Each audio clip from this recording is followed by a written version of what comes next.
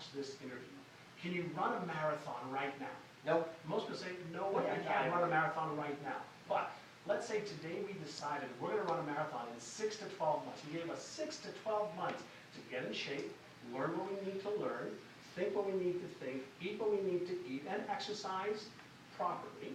Over the course of a month, 3 months, 6 months, we would develop the physical, emotional, and psychological power and patterns to be able to run a marathon 6 months from now. Right.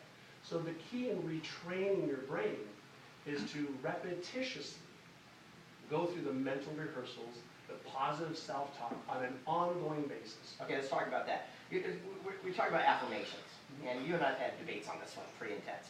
And the whole idea is, do affirmations really work? I mean, sitting in front of a mirror, you saw that one in the YouTube clip, and that little girl doing it. But then when interviewed 10 years later saying, it really didn't work for me. But the realities are, you one time told me, if you don't have to say it out loud. You could just sit inside your head and scream it to yourself, and that your subconscious mind would hear it. What's your thoughts today on that?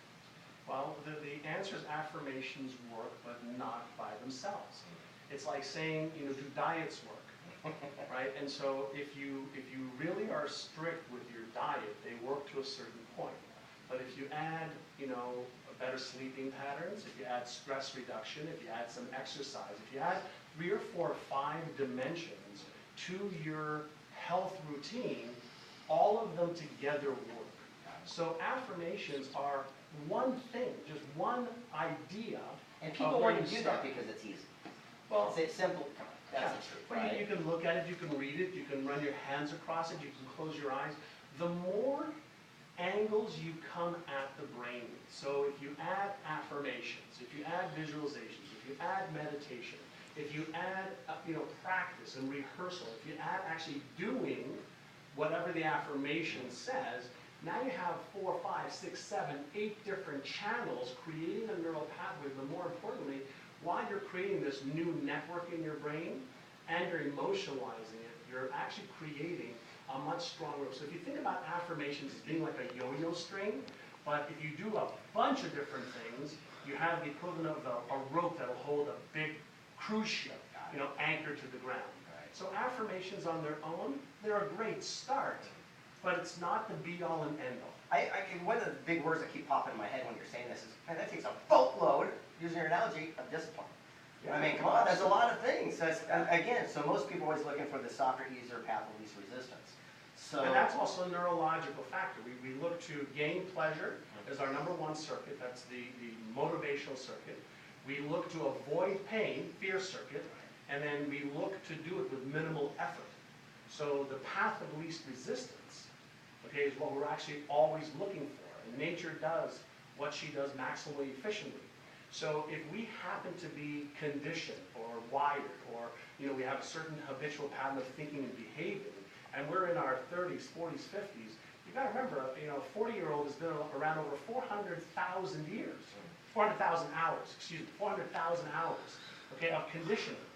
You're not going to get rid of 400,000 hours of conditioning in 5 minutes a day. It just isn't going to happen. Doesn't make sense. Right. So one of the things we're talking about before is like having positive and negative thoughts. For example, if I came at you with a bat as a kid, and you have a bad anchor to that, well, just by putting a lot of positive emotions on there, eventually it's not going to get rid of that fear, that remorse. But if you put enough positive things where you showed you hitting a home run with that bat, or positive reinforcement with that bat, eventually you'll have a different relationship with that memory. Is that true? Yeah, if you think about all memories are neural patterns that have been ingrained in the brain. So the first thing is to recognize I've got this fear of bats or being hit or hurt by a bat.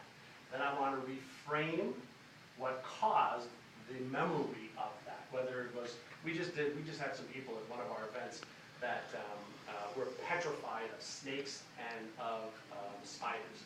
And we took the 2 people in the audience that were the most afraid, 30, 40, 50 years of snakes or spiders, and they were shaking coming up onto the stage.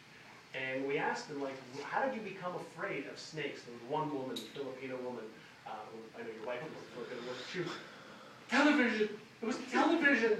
And so she's in her 50s, and so all of her fear came from things she saw on TV. And that wasn't even real. That wasn't even real, but because between the age of being born to 6 years old, We're imprinting, okay, onto our brain, creating new neural pathways. You don't have the ability Okay, I'm gonna stop. So, new question. So let me ask you, John, out of the information that we're gonna, okay, stop. So let me ask you, John.